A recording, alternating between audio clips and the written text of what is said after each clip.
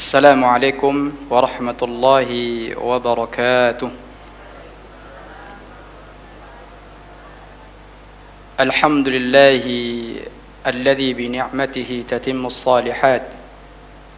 أشهد أن لا إله إلا الله وحده لا شريك له، وأشهد أن محمدا عبده ورسوله صلواته وسلامه عليه وعلى آله وأصحابه وتمسك بسنته إلى يوم الدين. أما بعد،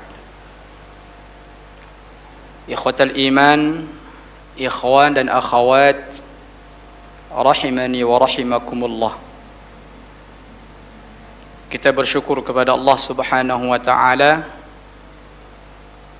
atas limpahan rahmat, karunia, kemudahan, keafiatan, kesehatan, izin, serta nikmat luangnya waktu, sehingga pada kesempatan yang berbahagia ini yang diberkahi oleh Allah Jalla Jalaluh, kita bisa berkumpul dalam rangka mempelajari ilmu syar'i, dan itu merupakan salah satu dari sekian sarana untuk meraih kebahagiaan serta meraih derajat yang tinggi di sisi Allah Subhanahu wa taala.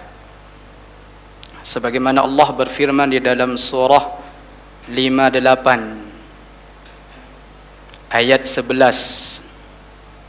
Apa kata Allah? Yarfa'illahu alladhina amanu minkum walladzina utul ilma darajat. Allah akan mengangkat, akan meninggikan derajat orang-orang yang beriman di antara kalian dan orang-orang yang berilmu dengan banyak derajat. Tadi surah apa, Bu? Surah ke 58. Surah 58 itu surat apa? Al-Mujadalah atau Mujadilah. Kemudian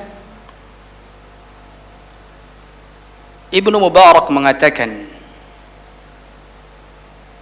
la a'lam, aku tidak tahu,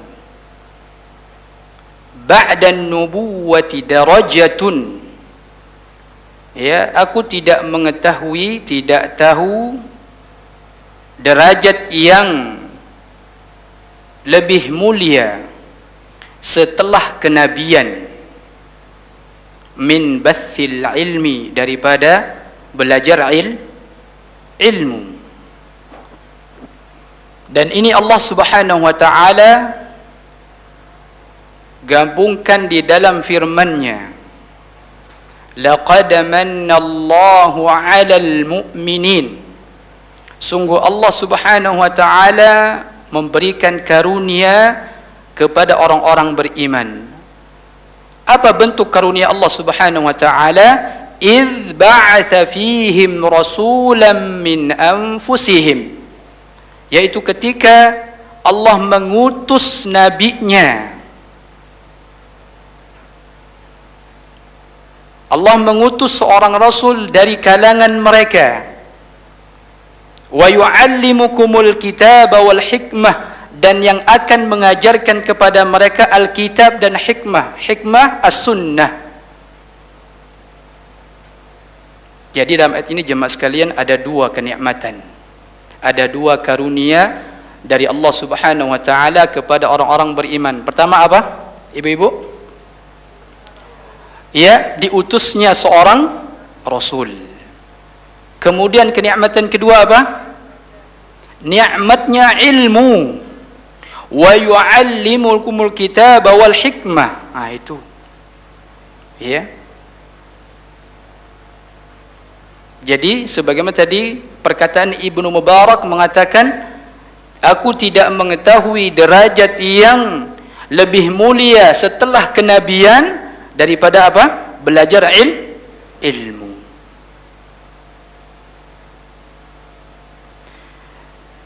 Akhawatul muslimah rahimani wa rahimakumullah. Keberikutnya, kita bisa berkumpul di tempat ini karena sebab pertolongan Allah. Karena sebab pertolongan Allah Subhanahu wa ta'ala. Dan itu sebagaimana yang diterangkan di dalam sebuah doa yang kita kenal dengan apa? Kalimat hauqalah. Apa itu hauqalah? La haula wala quwwata illa billah. Apa artinya jemaah sekalian? Tidak ada daya dan tidak ada kekuatan kecuali semua itu milik Allah Subhanahu wa ta'ala. Kalau kita melihat perkataan Ibnu Mas'ud radhiyallahu anhu, seorang sahabat yang mulia, ketika menafsirkan, menjelaskan kalimat hauqalah, apa kata beliau? La tahulu ala ta'atillah illa bima'unatih. Kita tidak punya daya jemaah sekalian dalam menjalankan satu ketaatan kepada Allah kecuali karena sebab pertolongan Allah. Wala quwwata ala ma'siyatillah illa bi'ismatih.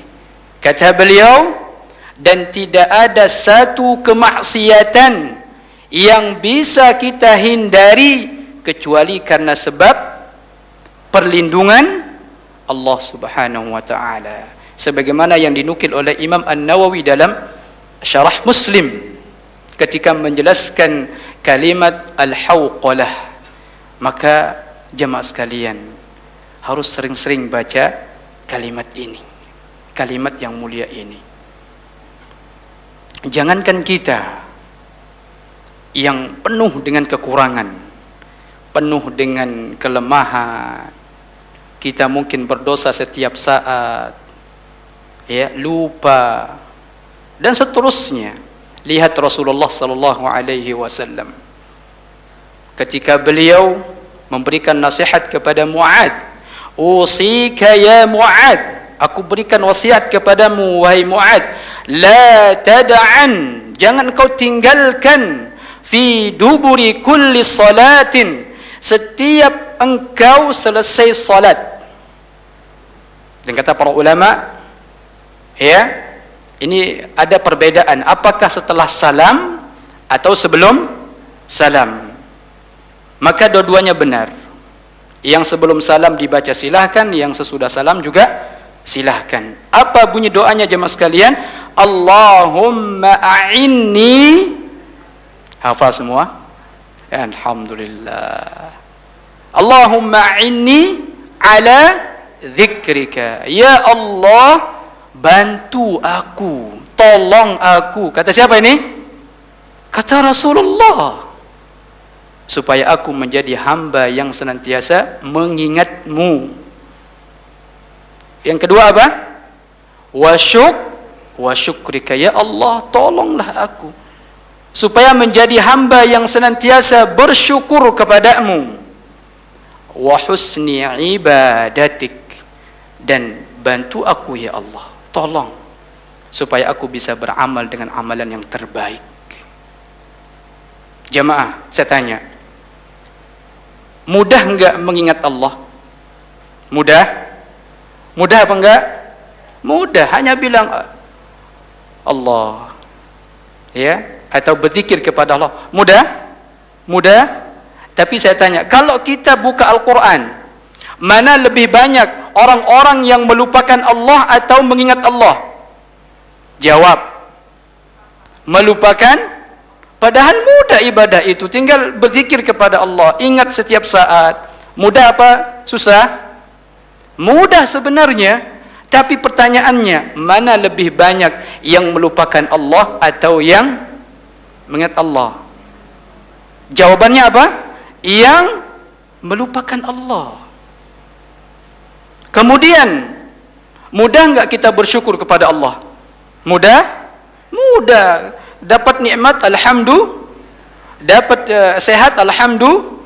Tapi pertanyaannya lagi, mana lebih banyak yang bersyukur atau yang kufur? Yang kufur, jamaah sekalian. Masa iya Ustaz? Iya, Allah mengatakan seperti itu. Wa qalilum min ibadiyasy syakur. Sedikit dari hambaku yang mensyukuri kenikmatanku. Berarti sedikit, lebih banyak mana? Kufur. Nah, dalam ibadah-ibadah yang mudah ini di mata manusia, ya, namun bagi Rasulullah tetap meminta pertolongan kepada Allah Subhanahu wa taala. Ini perlu Anda sampaikan supaya kita betul-betul memahami sebelum kita masuk kepada kajian kita. Supaya jangan kita remehkan doa ini. Ya. Dan ya Allah, bantu aku untuk bisa senantiasa beramal dengan amalan yang terbaik. Karena jemaah sekalian, kita beramal itu ya kadang-kadang apa adanya. Ya, yang penting kita sudah melakukan kewajiban kita sebagai seorang hamba, selesai. Tapi beliau tidak. Beliau meminta kepada Allah agar bisa beramal dengan amalan yang terbaik.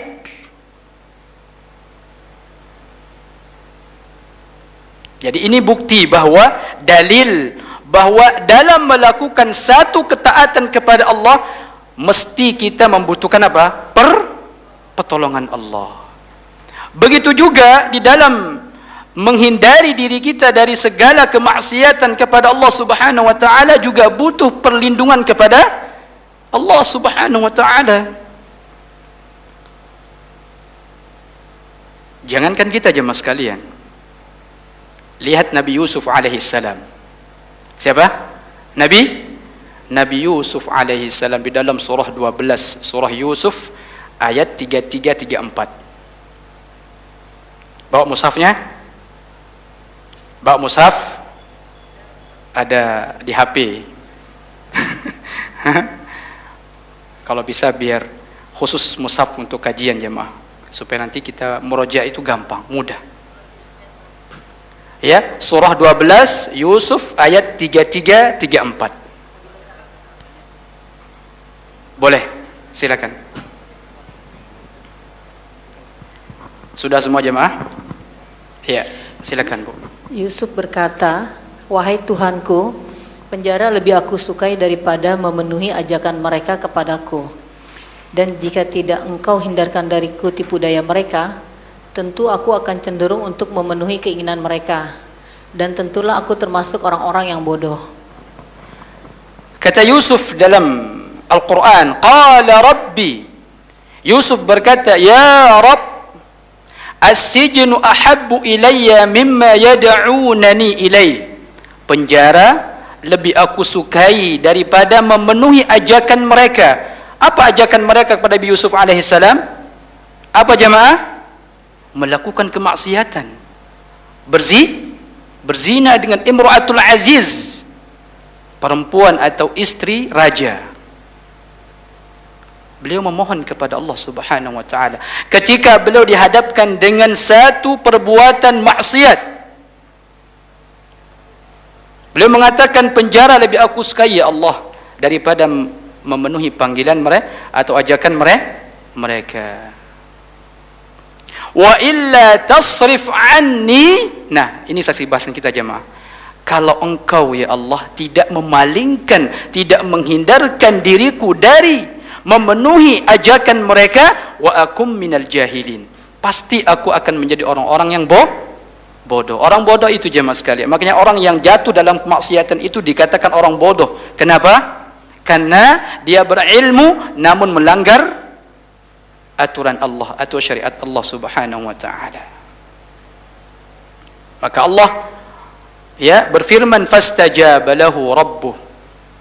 Allah Subhanahu wa taala menjawab doa Nabi Yusuf alaihi salam, fasarafa anhu kaidahun. Dan Allah hindarkan Nabi Yusuf dari tipu daya mereka. Innahu was-sami'ul alim, dan Allah mendengar, maha mengetahui.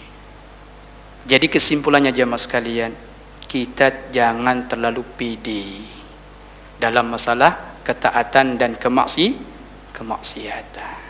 Nabi saja enggak pede. Kalau bukan karena pertolongan Allah, beliau tidak mampu.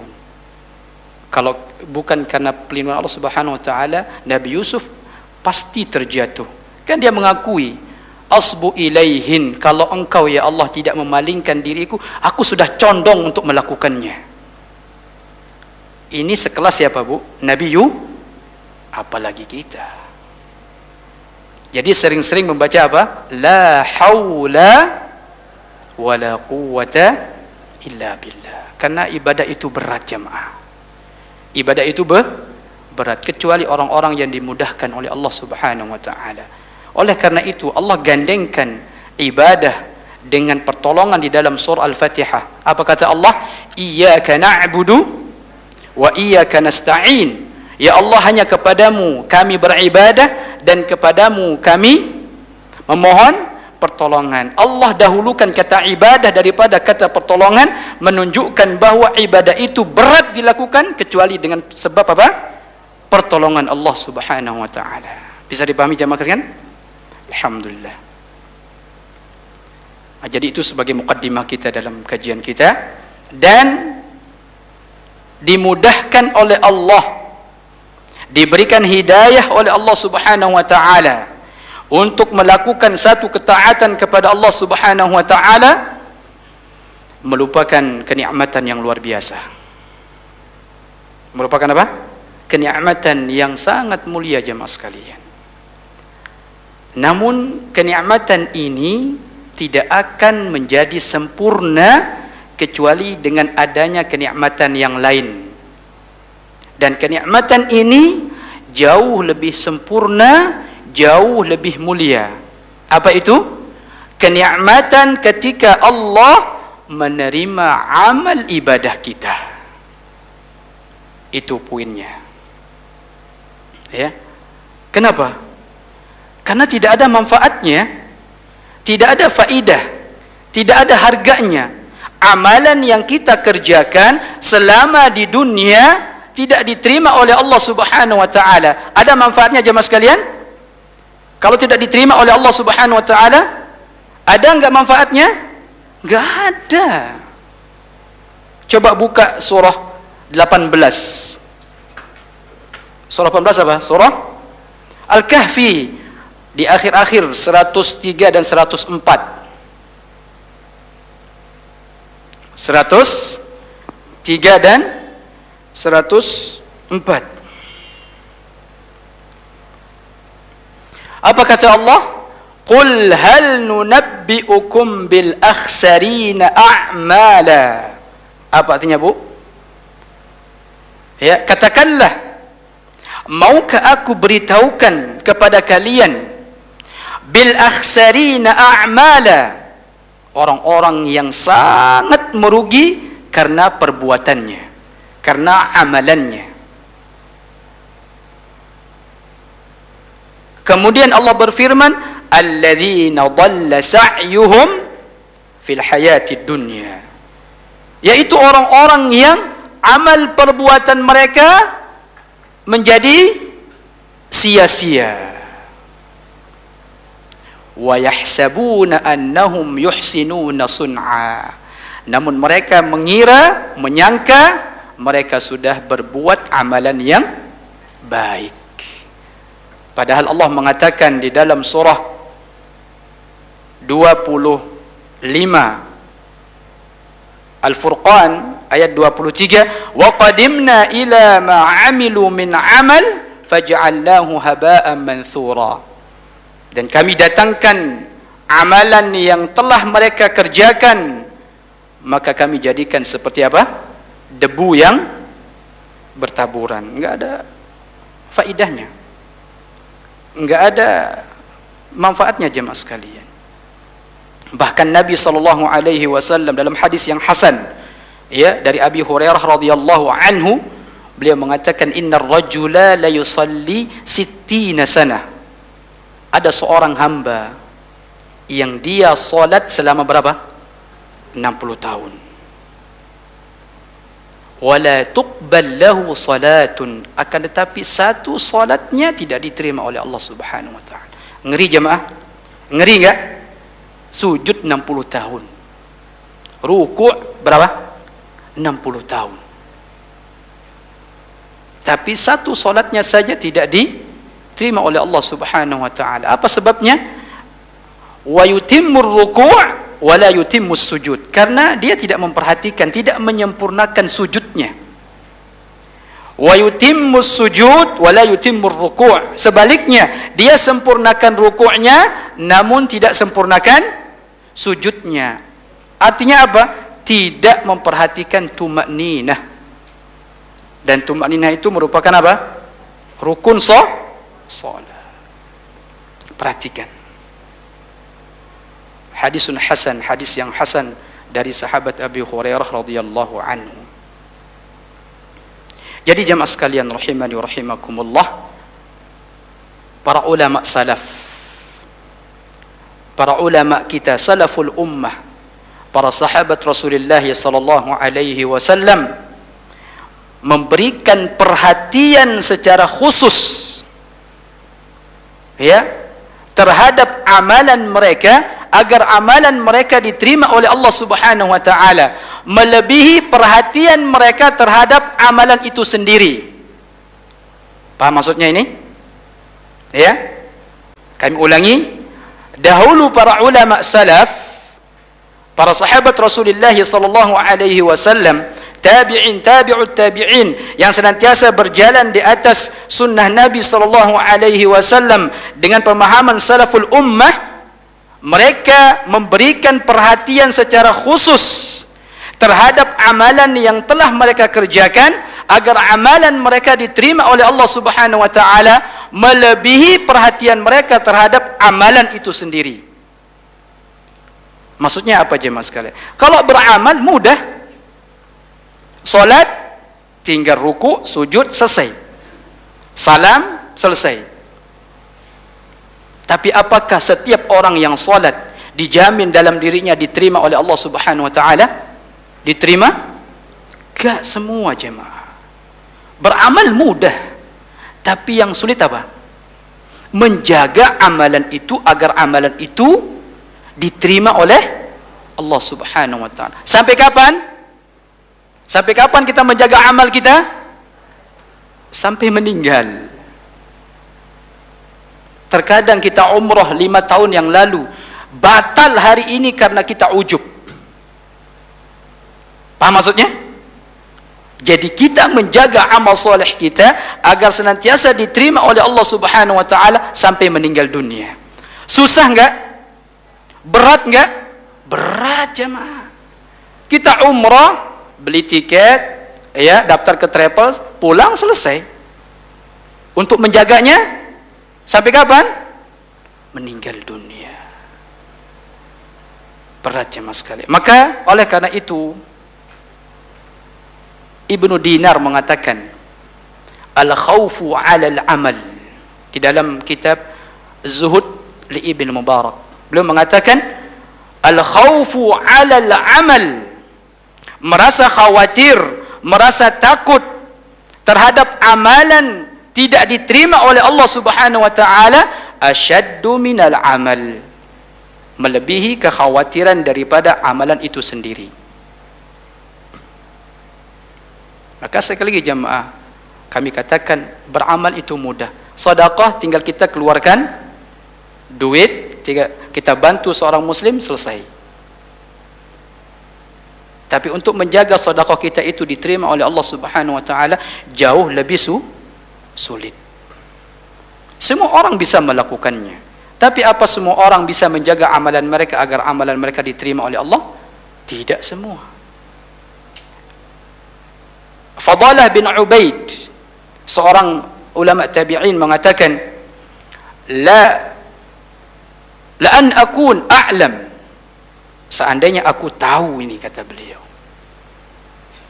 anna Allah qad taqabbala minni mithqala habbatin min khardal, seandainya aku mengetahui bahwa Allah menerima amal ibadahku walaupun sebesar dzarrah, kecil sekali jamaah sekalian, ahabbu ilayya minad dunya wa ma fiha, itu lebih aku cintai daripada dunia dan seisinya. Subhanallah. Ini kekhawatiran para ulama kita terhadap amalan mereka. Bukan sekedar beramal selesai jamaah, enggak. Ada perkara penting yang harus kita terus perhatikan, ya, terhadap amalan yang sudah kita kerjakan supaya senantiasa diterima oleh Allah Subhanahu wa taala. Karena cukuplah amalan yang diterima oleh Allah Subhanahu wa taala walaupun sebesar dzarrah, cukup bagi Allah untuk masukkan kita ke dalam syurga. Dan lihat di dalam surah 43. Surah apa 43? Surah Az-Zukhruf, ya, ayat 73. Surah 43 ayat 73. Apa kata Allah? Boleh. Di dalam surga itu ada buah-buahan yang banyak untukmu, yang sebahagiannya kamu makan. Yang di atasnya, oh, yang atasnya 72 ya? Iya. 72 ya? 72 73 berarti. Dan itulah surga yang diwariskan kepada kamu disebabkan amal-amal yang dahulu kamu kerjakan. Perhatikan, wa tilkal jannah, dan itu surga, urithumuha, aku wariskan kepada kalian, bima kuntum ta'malun, karena sebab amalan kalian.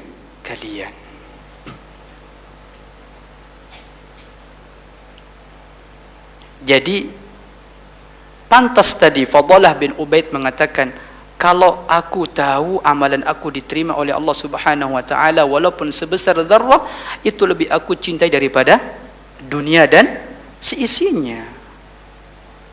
Dibandingkan syurga dengan dunia tidak ada apa-apanya jemaah sekalian. Maka konsep kehidupan seorang mukmin itu harus terpenuhi dua. Sebagaimana perkataan Ibnu Qayyim Al-Jauziyah di dalam kitab Al-Wabilus Sayyib min Kalamit Tayyib. Ada dua konsep jemaah sekalian seorang mukmin itu harus punya dalam menghadapi menjalani kehidupan ini.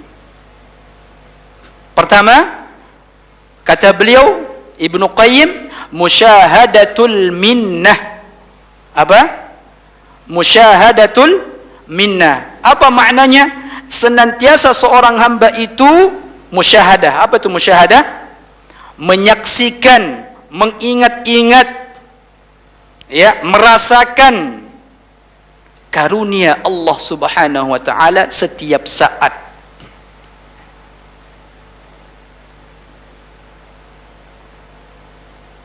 Karena konsep yang pertama ini akan melahirkan kecintaan kepada Allah. Betul apa enggak nih? Betul.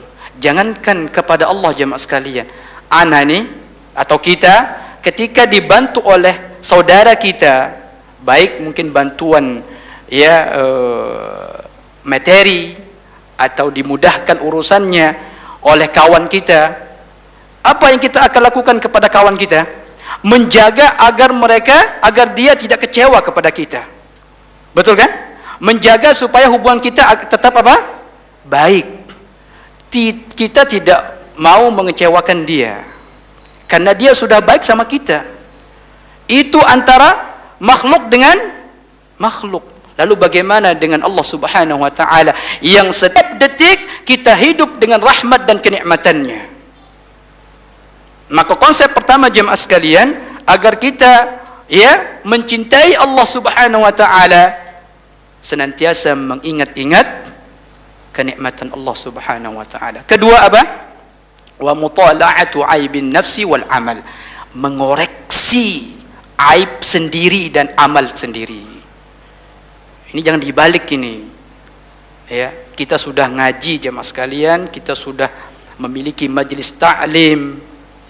Ya, namun dalam segi mengoreksi aib kita lebih ganas lebih teliti kepada siapa? Orang lain ketimbang kita. Ibnu Qayyim mengatakan konsep kedua yang harus kita miliki apa? Telitilah aib kita sendiri. Hari ini apa yang sudah kita perbuat? Apakah kita sudah berdosa? Apa kita melakukan kemaksiatan? Terus kita muhasabah diri. Ya, di samping kita bermuhasabah dalam diri kita, dosa kita, muhasabah juga terhadap amalan kita. Apakah hari ini kita sudah beramal dengan amalan yang terbaik? Apakah hari ini kita sudah beramal dengan amalan yang maksimal, yang sesuai dengan perintah Allah, yang sesuai dengan perintah Rasulullah sallallahu alaihi wasallam? Terus kita koreksi diri. Mutalaah itu teliti, bukan hanya melihat. Jadi mutalaah itu kata beliau meneliti, mengoreksi setiap saat aib sendiri dan amalan sendiri. Jangan dibalik ya mas sekalian. Ya. Ilmu itu harus melahirkan rasa takut dalam hati kita. Itu tanda ilmu yang bermanfaat. Dan itu yang dipraktekkan oleh Nabi sallallahu alaihi wasallam. Imam Ibnu Qayyim dalam kitabnya Al-Wabilus Shayyib membawakan hadis sebagai penguat dalam dua konsep ini. Hadis sekaligus doa Sayyidul Istighfar. Apa bunyinya? Allahumma anta rabbi la ilaha illa anta khalaqtani wa ana 'abduka wa ana 'ala 'ahdika wa wa'dika mastata'tu. Saksi bahasan kita apa? Di kalimat abu'u laka bi ni'matika 'alayya. Perhatikan. Apa artinya? Ya Allah, aku tahu. Aku mengetahui bahwa semua kenikmatan ini darimu. Itu tadi apa? Musyahadatul minnah, mengingat-ingat, mengakui kenikmatan Allah. Supaya dalam hati kita itu melahirkan rasa kecintaan kepada Allah. Kemudian wa mutala'atul aibin nafsi wal amal di kalimat wa abu'u laka bidzambi. Ya Allah, aku tahu aku banyak dosa. Banyak apa? Banyak dosa. Ini Rasulullah loh Bu ini. Rasa ketawaduan beliau sallallahu alaihi wasallam. Ya.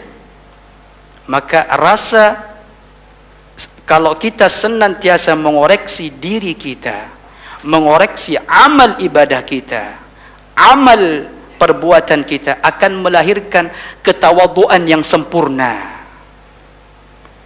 Ya, maka ini disebut oleh para ulama apa?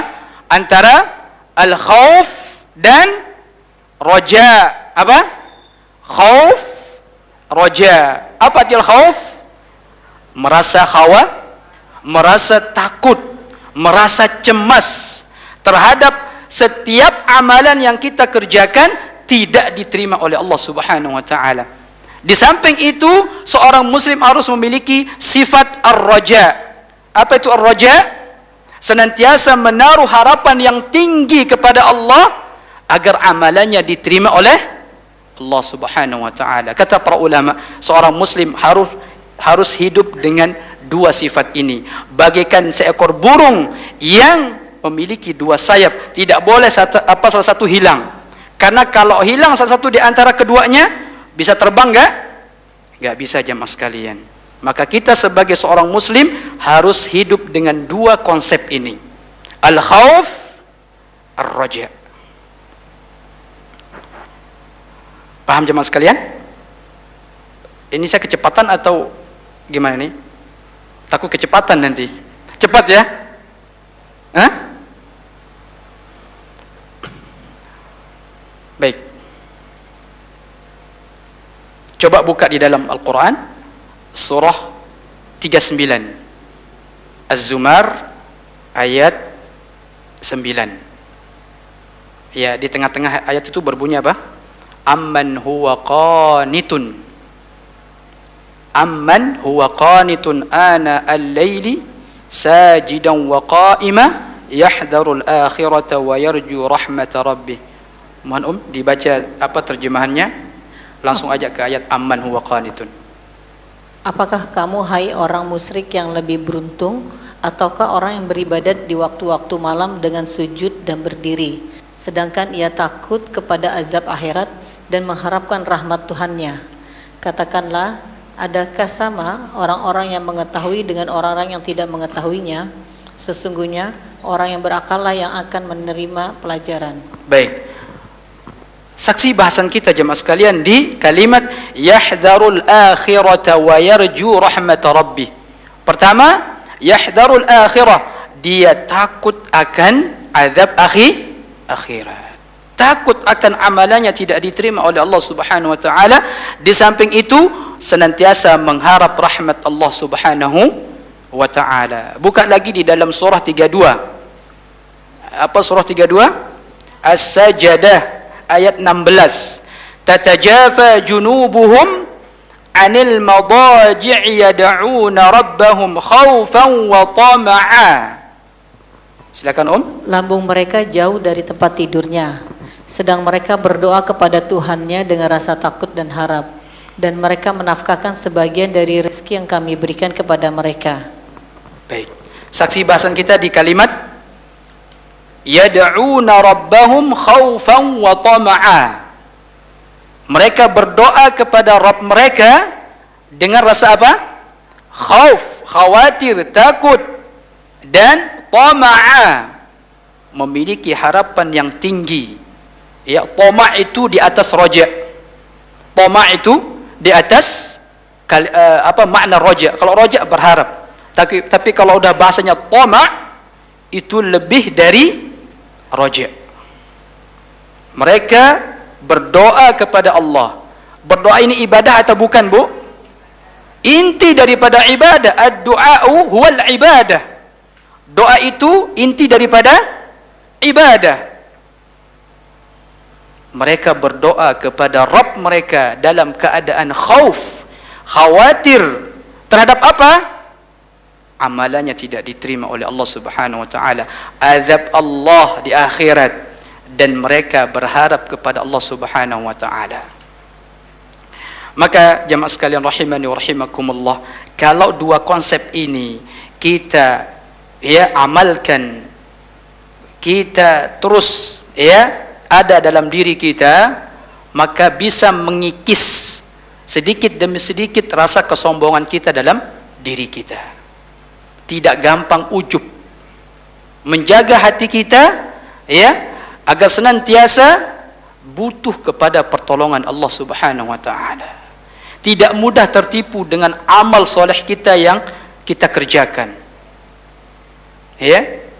Dan tidak ada jaminan juga dalam ketika kita beramal diterima oleh Allah Subhanahu wa taala.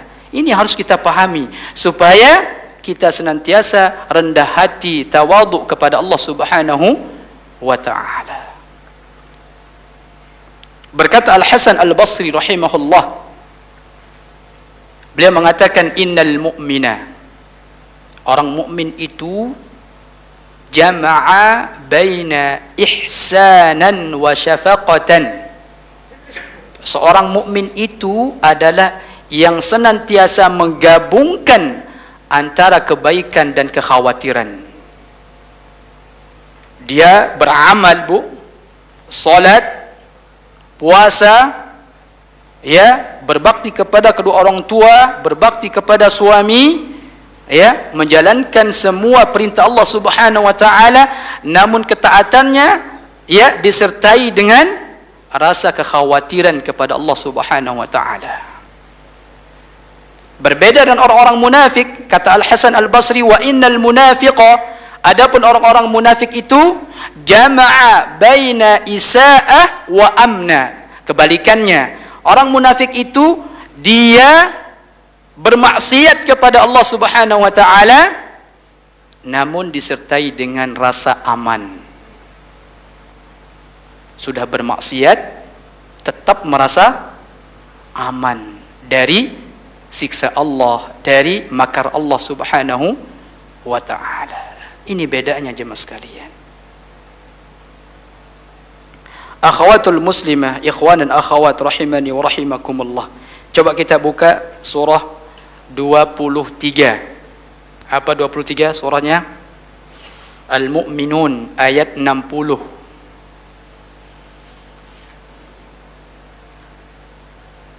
Silakan Om. Dan orang-orang yang memberikan apa yang telah mereka berikan dengan hati yang takut karena mereka tahu bahwa sesungguhnya mereka akan kembali kepada Tuhan mereka. Tayyib. Walladzina yu'tuna ma ataw wa qulubuhum wajilah. Dan orang-orang yang memberikan apa yang telah mereka berikan. Apa maksudnya jemaah sekalian? Dan orang-orang yang telah berbuat, ya, dari semua perbuatan mereka di mana? Di dunia. Wa qulubuhum wajilatun, sedangkan hati mereka gemetar. Apalagi? Takut. Apalagi? Cemas. Dan mereka akan dikembalikan kepada Allah Subhanahu wa taala.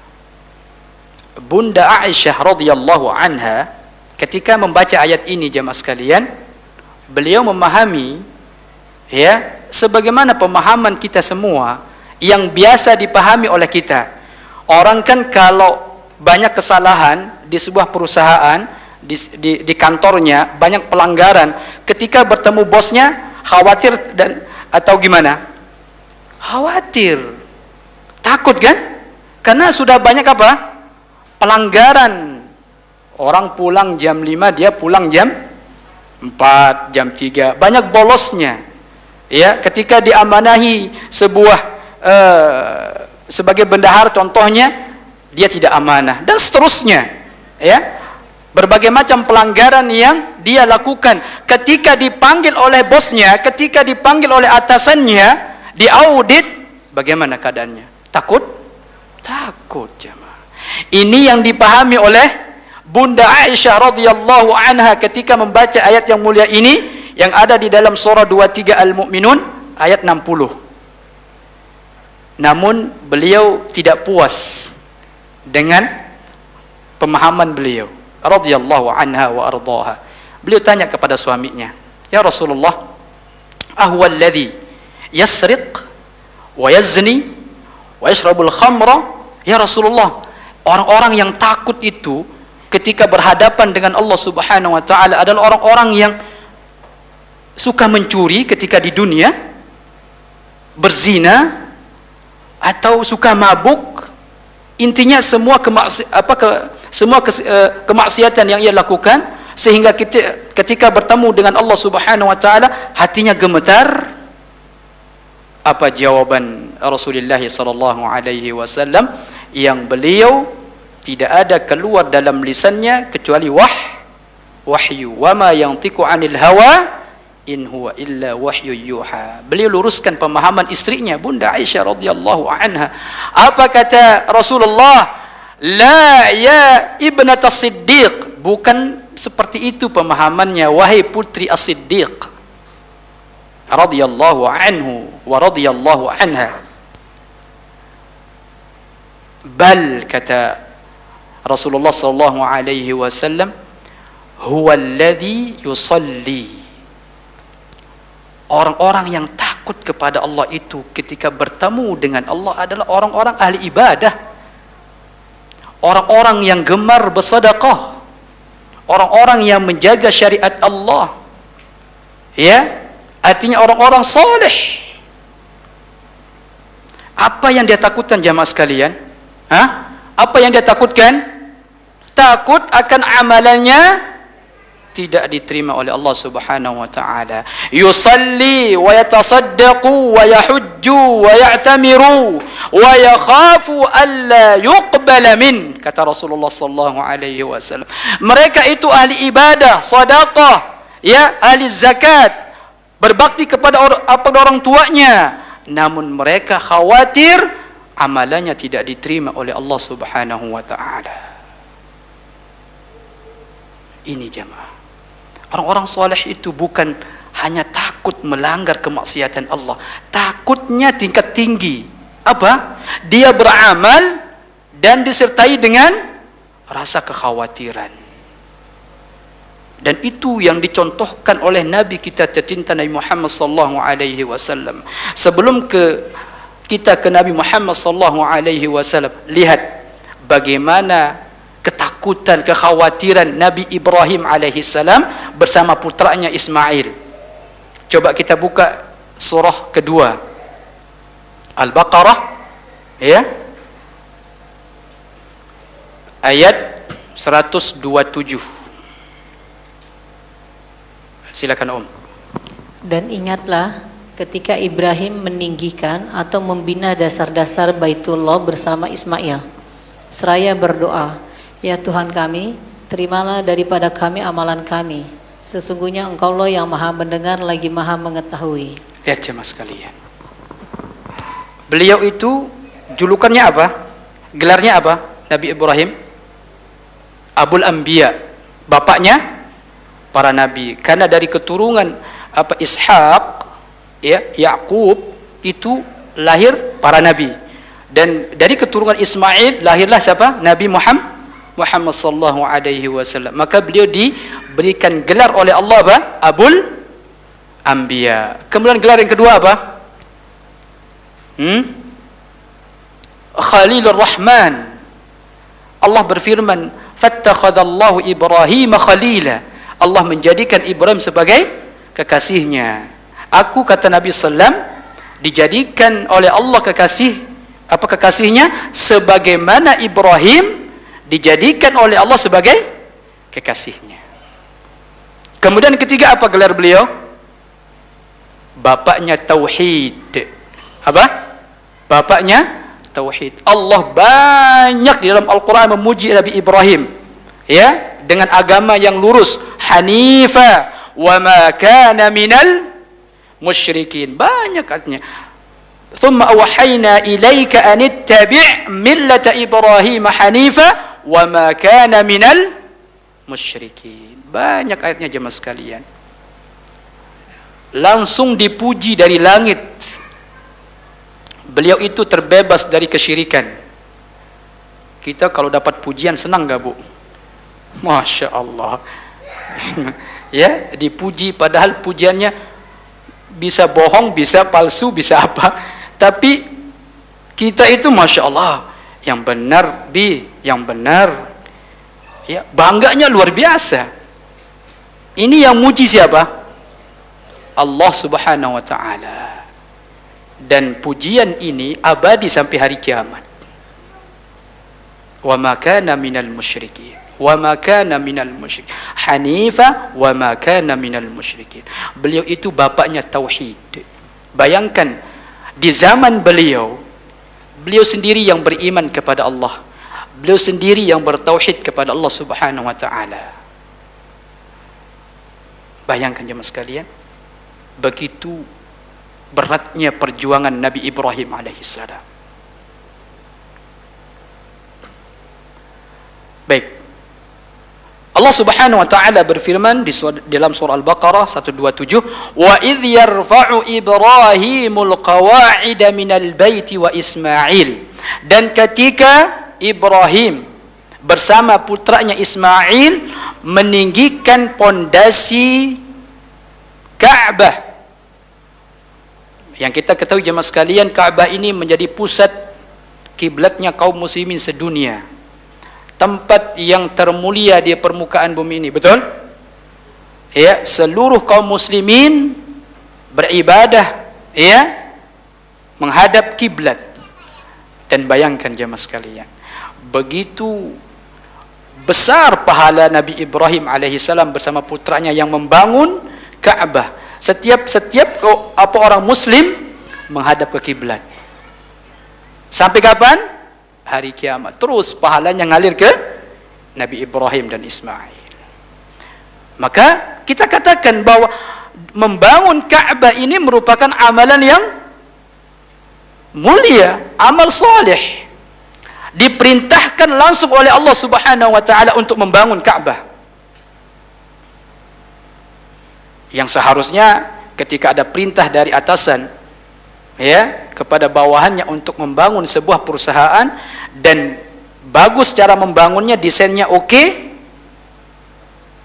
ya, yang disuruh itu seharusnya memiliki perasaan apa? Bangga. Oh, itu karya saya, itu hasil saya. dan seterusnya jemaah sekalian.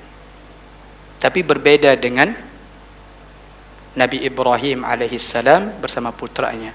Bahkan dijelaskan oleh Syekh Muhammad bin Abdul Wahhab As-Sulaiman At-Tamimi An-Najdi rahimahullah, ya, beliau mengatakan jalalullahi wa azamatuh, Allah dimuliakan, Allah diagungkan di dalam hati seorang hamba yang mengenal Allah. Apa pengagungan Nabi Ibrahim kepada Allah Subhanahu wa taala? Seharusnya dia bangga terhadap amalan mereka. Tapi beliau mengatakan Rabbana taqabbal minna. Ya Rabb kami, terimalah amal ibadah kami. Terimalah apa yang kami perbuat ini, bangunan Ka'bah ini. Membangun tempat ibadah jemaah sekalian merupakan, ya, perbuatan yang sangat mulia, ibadah yang agung. Padahal kalaupun beliau tidak berdoa kepada Allah, otomatis Allah akan menerima apa? Amal ibadah beliau. Tapi ini menjadi akhlak Nabi Ibrahim alaihissalam bersama putranya supaya kita bisa contoh, ya.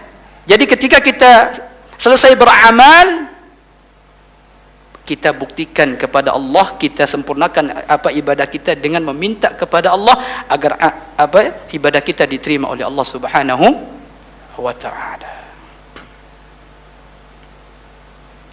Bahkan sebagian ulama salaf jemaah sekalian, kalau baca ayat ini mereka menangis. Mereka menangis. Sebagian ulama salaf mengatakan wa qala ba'dus salaf lamma qara'a hadhihi al-ayah ja'ala yabki. Sebagian ulama salaf ketika membaca ayat ini, kata Syekh Muhammad bin Abdul Wahhab, mereka menangis. Begitu tawaduknya Nabi Ibrahim alaihissalam bersama putranya, ya, ketika mereka beramal dan takut amalan mereka tidak diterima oleh Allah Subhanahu wa taala. Kita jangankan takut terhadap amalan kita tidak diterima oleh Allah Subhanahu wa taala, pelanggaran Allah kita langgar. Dan kita merasa aman. Kita merasa pede, kita merasa aman-aman saja. Padahal jamaah sekalian, bekas dosa yang kita kerjakan hari ini itu bisa berdampak 40 tahun yang akan datang. Sebab apa? Dosa. Jadi para ulama salaf itu jangankan untuk melanggar, beribadah saja dia takut kepada Allah. Ayat 90 Surah Al-Anbiya, surah 21 ayat 90. Silakan. Maka kami perkenankan doanya dan kami anugerahkan kepadanya Yahya dan kami jadikan istrinya dapat mengandung. Sesungguhnya mereka adalah orang-orang yang selalu bersegera dalam mengerjakan perbuatan-perbuatan yang baik, dan mereka berdoa kepada kami dengan harap dan cemas, dan mereka adalah orang-orang yang khusyuk kepada kami. Subhanallah, jemaah sekalian, saksi bahasan kita adalah innahum kanu yusari'una fil khairat. Mereka, para nabi, Zakaria, Nabi Yahya, Nabi dan para istrinya, ya, dan semua para nabi alaihi wassalatu wassalam, sifat mereka pertama apa? Innahum kanu yusari'una fil khairat. Catat, mereka bersegera beramal saleh. Itu sifatnya para nabi. Padahal dia sudah dijamin masuk surga. Kita surganya belum jelas, tapi santai-santai saja, ya. Dosa kita belum tentu diampuni oleh Allah, tapi terus nambah dosa, ya. Ketika waktu solat tiba, kita bukannya bersegera, tapi kita bilang apa? Baru azan. Habis azan belum iqamat, ya. Asyik dengan apa? Kesibukan kita, HP kita, tontonan kita. Mau 5 menit mau habis waktu asar atau apa waktu solat, bilang apa? Subhanallah, astaghfirullah. Dari tadi kemana aja? Kita tidak merasa tenang-tenang saja. Ya Allah, astagfirullah. Lihat bagaimana karakter dan sifat para nabi dan al-anbiya alaihi wassalatu wassalam. Innahum kanu yusari'una fil khairat. Mereka bersegera beramal saleh. Hayya 'alas salah. Kita nih bapak-bapak ya, kita dipanggil oleh Allah Subhanahu wa taala. Apa kata Allah? Hayya 'alas salah. Mari datang untuk salat. Hayya 'alal falah. Mari menuju kebahagiaan, kemenangan. Kalau mau bahagia dengan taat kepada Allah, selesai. Karena yang memberikan kebahagiaan siapa? Allah. Yang bisa membolak-balikkan hati kita siapa? Allah. Yang bisa menjadikan hati kita itu hati yang terus mumet, hati yang terus marah siapa? Allah. Gampang Allah akan membolak-balikkan hati hambanya. Tinggal kita mau pilih yang mana. Punya hati yang tenang, punya hati yang bahagia, ini jalannya. Kalau mau punya hati yang mumet, sedikit-dikit marah, ya, mudah putus asa, ini jalannya. Dan tidak ada pilihan bagi seorang hamba kalau ingin meraih kebahagiaan yang abadi. Ingat, kebahagiaan yang hakiki. Karena kebahagiaan yang semu itu banyak, kedokteran dan seterusnya, ya. Tapi kita merasa apa? Tidak sedikit kebahagiaan orang tua hilang disebabkan anaknya. Betul enggak? Betul. Kita mungkin mengira, oh kalau mau bahagia cari jabatan yang strategis. Ternyata enggak bahagia juga. Karena yang memberikan kebahagiaan abadi itu siapa? Allah. Dan Allah Maha tahu bagaimana cara mendapatkan kebahagiaan itu. Dan salah satunya apa? Dan tidak ada jalan yang lain kecuali apa? Taat kepada Allah. Di dalam surah An-Nahl 97, man amila amalan salihan, Allah gandengkan amal saleh, iman dengan kebahagiaan, menunjukkan apa? Tidak ada sarana yang lain untuk meraih kebahagiaan yang abadi kecuali apa? Iman dan amal saleh. Catat itu jemaah sekalian. Itu konsep kebahagiaan. Kalau mau bahagia mudah. Ya, maksimalkan iman dan maksimalkan apa? Amal soleh. Baik. Jadi pertama tadi apa? Karakter para nabi kita, para al-anbiya ketika beramal bersegera. Yusari'una fil khairat. Tidak nunggu-nunggu jamaah sekalian. Karena ketika kita melalaikan perintah Allah Subhanahu wa taala, Allah akan azab kita dengan mengulur-ulur waktu itu. Contoh salat saja. Kalau kita enggak segera ini, azan, kalau sudah waktunya salat. Tapi kalau kita sudah bilang, nanti aja, itu Allah akan hukum kita, Allah akan berikan hukuman kepada kita dengan cara menganggap enteng mengulurkan waktu salat. Hati-hati. Itu cara Allah untuk menghukum kita karena sudah melalaikan salat. Kemudian وَيَدْعُونَنَا رَغَبًا وَرَهَبًا, dan mereka berdoa kepada Allah dalam keadaan raghaban wa rahaba, harap-harap cemas. Dia bersegera tadi beramal soleh, namun senantiasa diiringi dengan apa, Bu? Doa yang harap-harap cemas.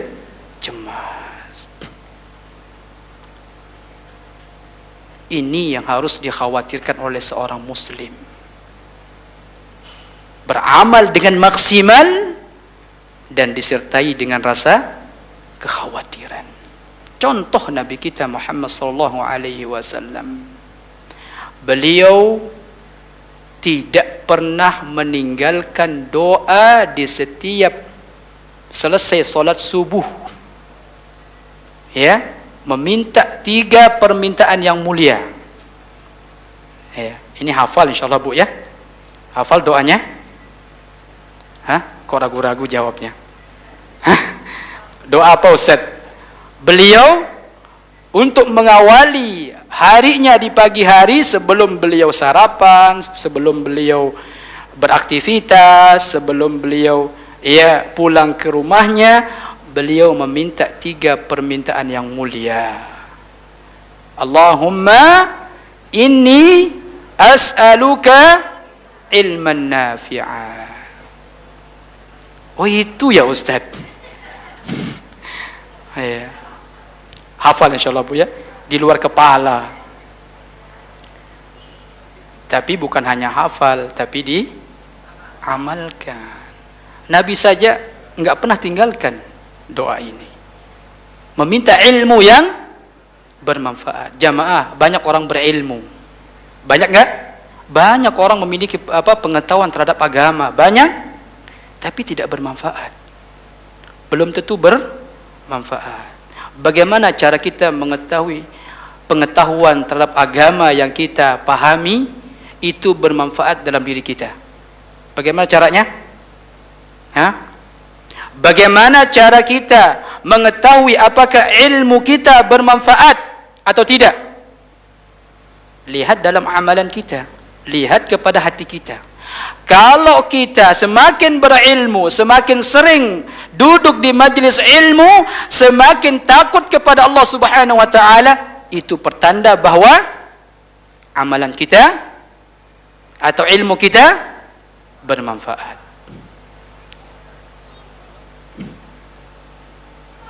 Sekali lagi jemaah sekalian, ilmu itu bukan koleksi pengetahuan semata. Dan ilmu itu bukan tangga penutup, melainkan apa? Sarana untuk mendapatkan amal. Karena amal tanpa ilmu seperti siapa? Seperti Nasrani. Beramal tanpa ilmu enggak diterima oleh Allah Subhanahu wa taala. Berilmu tapi tidak beramal, Yahudi.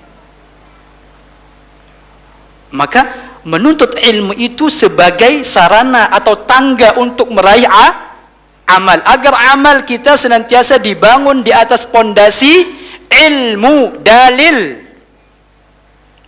Maka beliau sallallahu alaihi wasallam meminta ilmu yang bermanfaat. Karena kalau sudah kita memiliki ilmu yang bermanfaat jamaah sekalian, kemudian melahirkan rasa takut kepada Allah, itu sudah cukup untuk kita mengarungi, menjalani kehidupan di hari itu. Makanya beliau awali doanya di pagi hari atau di siang hari? Di pagi hari sebelum beliau beraktivitas. Oh ini boleh kita kerjakan, ini enggak boleh. Kalau kita mau kerjakan, kata ilmu kita itu apa? Takut sama Allah. Ini dosanya besar. Jadi kita dibimbing oleh ilmu kita yang bermanfaat tadi. Kemudian apa jemaah sekalian? Wa rizqan thayyiba, ilmu dan rezeki. Ketika seorang memiliki ilmu, dia akan bisa memilih mana rezeki yang halal, mana rezeki yang haram. Ini halal, kita kerjakan. Ini apa, kita terima. Ini haram, jangan. Kan al-halal bayyinun, haramun bayyinun. Haram sudah jelas, halal sudah jelas. Ada di antara kedua-duanya itu syubhat. Dan dengan ilmu yang kita miliki dalam masalah rezeki, dalam perkara syubhat, tinggalkan. Agar agama dan diri kita terjaga dari hal-hal yang haram. Karena biasanya syubhat itu dekat kepada yang haram. Da' ma yuribuka ila ma la yuribuka. Kalau kita ragu, tinggalkan jemaah sekalian. Selesai. Agama ini mudah. Kita kerjakan yang kita yakini dengan dalil. Kalau kita ragu, tinggal kita apa? Tinggalkan, selesai. Jangan paksakan diri. Wah, ini ustadz ini boleh katanya ustadz. Jangan jemaah sekalian. Jangan sekali lagi terlalu pede dengan melanggar hal-hal yang belum jelas hukumnya. Karena semua itu akan ditanya oleh Allah Subhanahu wa taala. Kemudian wa amalan mutaqabbala, dan ini saksi bahasan kita. Beliau meminta agar amalan diterima oleh Allah Subhanahu wa taala. Menunjukkan jemaah sekalian, ada amalan yang tidak diterima oleh Allah Subhanahu wa taala. Ikhwatal iman rahimani wa rahimakumullah. Kita sampai jam berapa ini? Sampai jam 11 ya Bu ya? Ini mau jam 11 ini. Belum pertanyaan lagi. Gak usah pertanyaan lah. Oh enggak. Baik. Yang terakhir ya, Anda singkat saja. Bagaimana ikhtiar kita? Tadi kita sudah jelaskan bagaimana sikap seorang muslim ketika khawatir terhadap agamanya. Apa yang kita bisa lakukan, ya.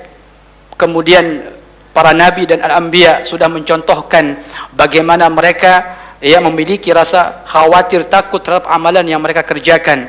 Lalu bagaimana ikhtiar kita? Bagaimana atau apa yang kita harus lakukan agar amalan kita diterima oleh Allah Subhanahu wa taala? Pertama, jaga ketakwaan kita. Jaga apa? Ketakwaan kita. Imam Ibnu Qayyim rahimahullah mengatakan puncak dari tauhid itu apa? Taqwa. Puncak dari tauhid itu apa? Taqwa. Lihat surah kelima. Surah kelima apa? Al-Maidah, ya kan? Ayat 27. Di ujung ayatnya Allah berfirman, qala innama yataqabbalullahu minal muttaqin. Allah berfirman, Allah hanya menerima amalan dari hambanya yang bertakwa. Maka yang harus kita kerjakan apa jemaah sekalian? Yang harus kita lakukan apa? Jaga ketakwaan kita kepada Allah Subhanahu wa taala. Ittaqillaha haitsuma kunt. Kita senantiasa menjaga ketakwaan kita dimanapun kita berada, terlebih ketika kita dalam kesendirian. Karena bertakwa di halayak ramai itu bukan ukuran, tapi yang menjadi ukurannya apa? Dari hambanya yang bertakwa. Kemudian yang kedua, terus berusaha beramal dengan ikhlas. Kemudian yang kedua apa? Mutaba'ah, sesuai dengan sunnah, sesuai dengan pemahaman salaful ummah, para sahabat radhiyallahu anhum wa ardahum. Mudahnya gini jamaah sekalian, para sahabat itu dididik oleh siapa? Oleh Rasulullah sallallahu alaihi wasallam, dibimbing langsung oleh wahyu. Betul? Dengan hasil didikan dari Allah, ya, melalui wahyu Allah Subhanahu wa taala disampaikan oleh Rasulullah sallallahu alaihi wasallam, dan mereka mendapatkan gelar apa? Apa gelar para sahabat? Saya ulangi pelan-pelan. Mudahnya seperti ini. Sahabat hidup di zaman siapa? Rasulullah sallallahu alaihi wasallam, dididik dengan wahyu. Allah turunkan Al-Qur'an, ya, melalui lisan Nabi Muhammad sallallahu alaihi wasallam, mengajarkan para sahabatnya. Kemudian sahabat hidup dengan Rasulullah sallallahu alaihi wasallam sehingga Allah menurunkan Al-Qur'an memuji para sahabat. Apa pujian Allah?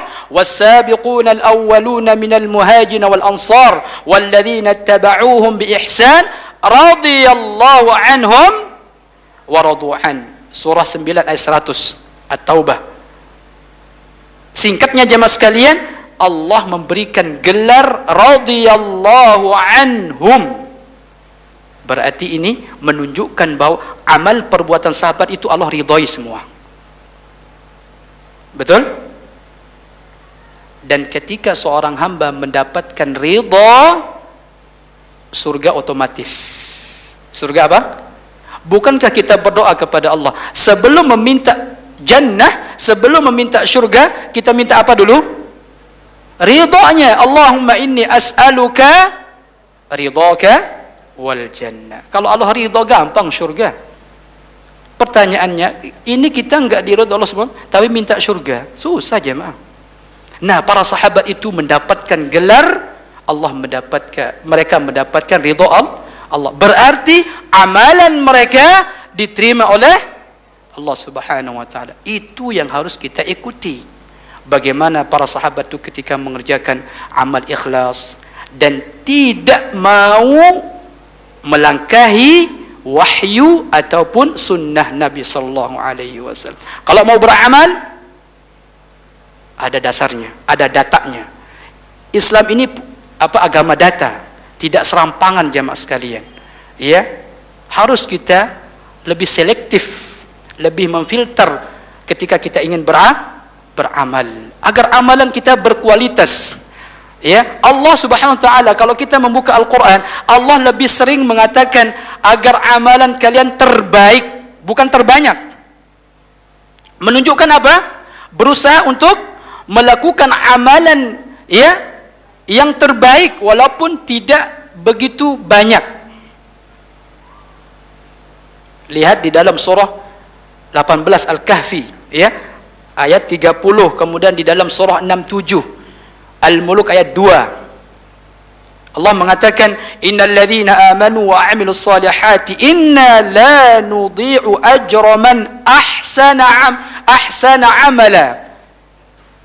Allah tidak akan menyia-nyiakan amalan yang baik. Apa amalan yang baik? Ketika Fudail bin Iyad rahimahullah mengatakan harus memiliki 2 syarat. Para ulama yang lain mengatakan 3 syarat. Yang mengatakan 3 itu dia pisahkan iman dan ikhlas. Yang mengatakan 2 dia gabungkan antara iman dan ikhlas. Yang kedua mutaba'atur rasul. Mutaba'atur sesuai dengan sunnah Nabi sallallahu alaihi wasallam. Indah jamaah sekalian. Kalau kita beramal dengan sunnah Nabi sallallahu alaihi wasallam, mudah, simple, berpahala. Betul kan? Ini kalau kita sampaikan contohnya banyak ini. Simple, mudah, berpahala. Ya. Jadi itu yang kedua, karena waktunya mau habis. Kemudian yang ketiga jemaah sekalian, selalu berhusnuzan kepada Allah. Selalu apa? Berhusnuzan kepada Allah Subhanahu wa taala. Didik hati kita untuk senantiasa berhusnuzan, berbaik sangka kepada Allah Subhanahu wa taala. Kata Allah Subhanahu wa taala dalam hadis qudsi, saya tergantung prasangka hambaku. Jadi didik hati kita untuk setiap beramal, semoga Allah terima amal ibadah kita terus. Ya. Innallaha yudhi'u ajral muhsinin dan seterusnya. Kemudian yang terakhir jemaah sekalian, perbanyak doa. Yang terakhir ana bawakan sebuah perkataan dari Muttarib bin Abdullah Al-Sikhir.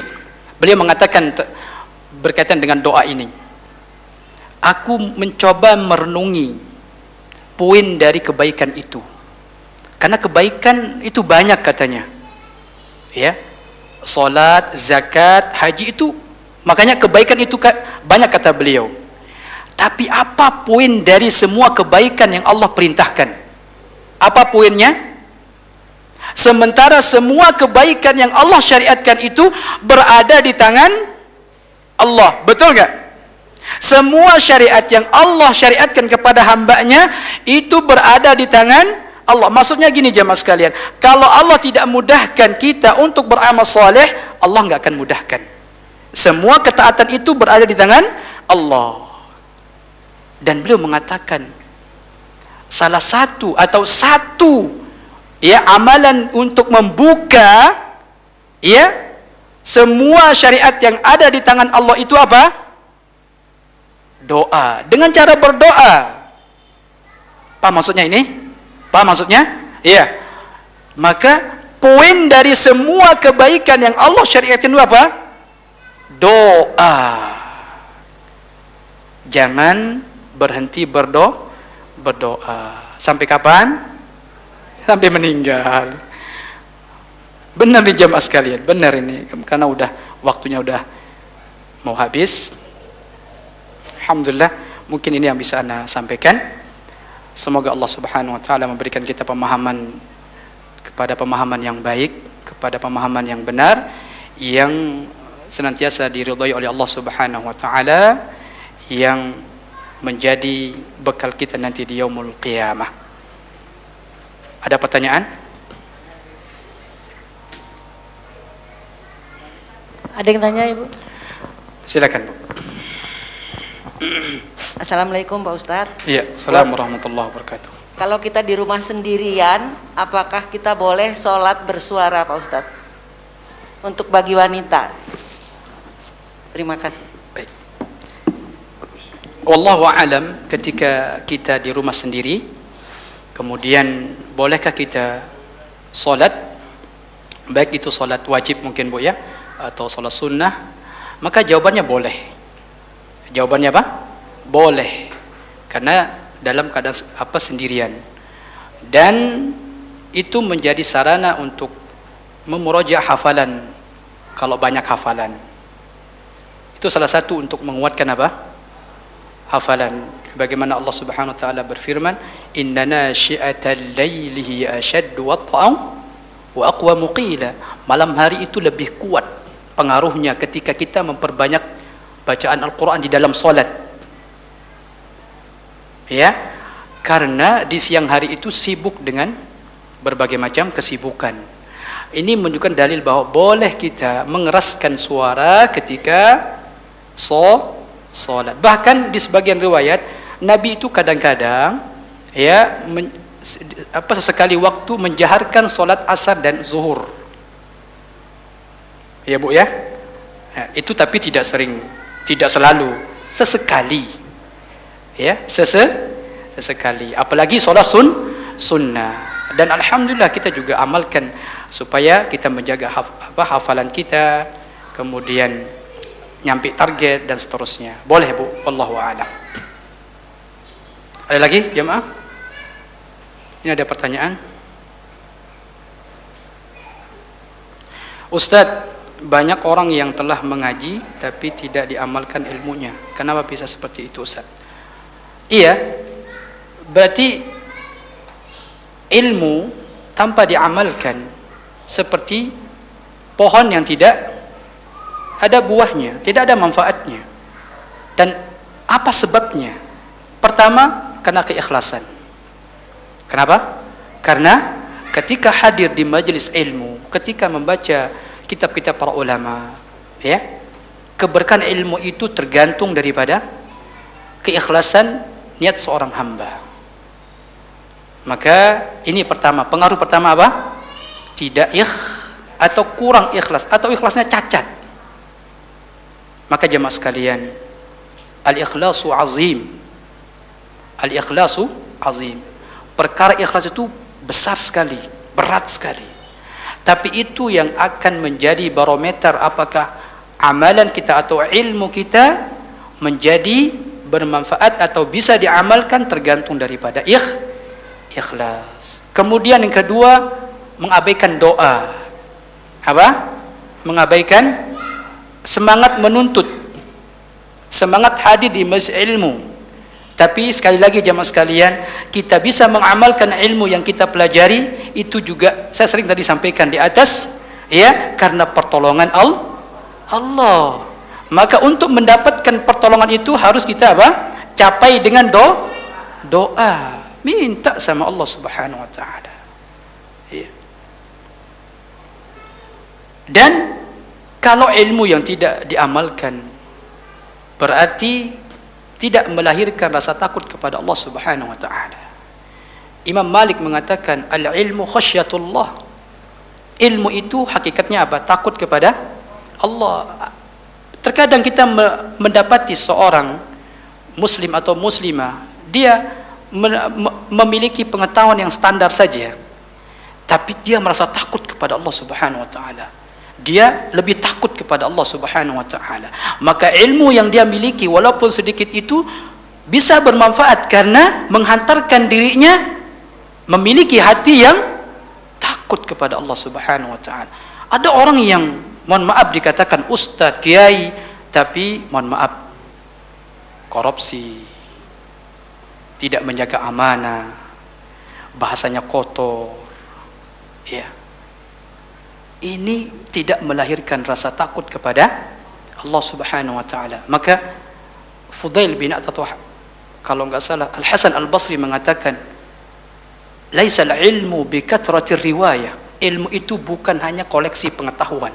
Bukan dia hafal Al-Quran 30 juz, bukan dia hafal riwayat hadis yang banyak, Tapi kata beliau, al-ilmu khasyatullah.